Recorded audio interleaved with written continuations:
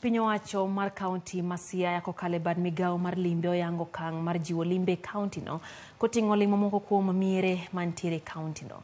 Migao mar limbe kaunti ma Siaya Angelina Oduor okone okang' ma kamano osepuodhi kod buch jotend migepe mag kaunti kendo igeno ne odhi jiwo kwan jolimbe mawuok e Siaya limo gwenge mayudre kaunti no.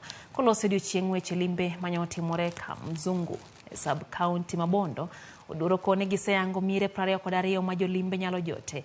Kolero ni ma biro jiwo kido kod timbe oganda Luo e kaunti ma Siaya. Kinde nyasi no manyo yuorie kod moko kuom jotend migepe sirikal kaunti ma Siaya, Oduor nyiso joma dwani nyis jotigo mag jiwo limbe kaunti ma Siaya mondo mi or kwayo mondo mi opuodhgi.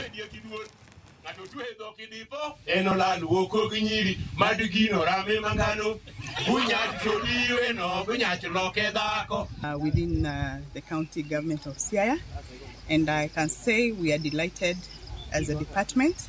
It is a milestone for us.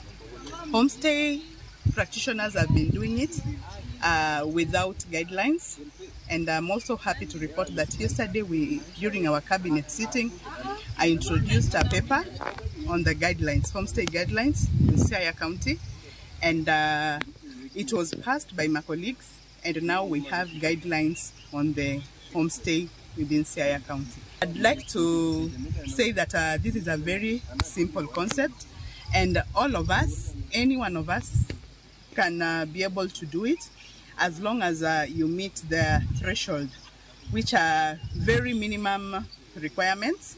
We assess you as the Department for Culture and Tourism. We do an assessment in collaboration with the national agencies like the Tourism Regulatory Authority. And 2 months ago, we did an assessment across all the 6 sub-counties within Siaya County, and 22 homesteads were cleared and identified to practice the homestay concept. Wadhie kaunti ma Kisii nyakora mgajuang kama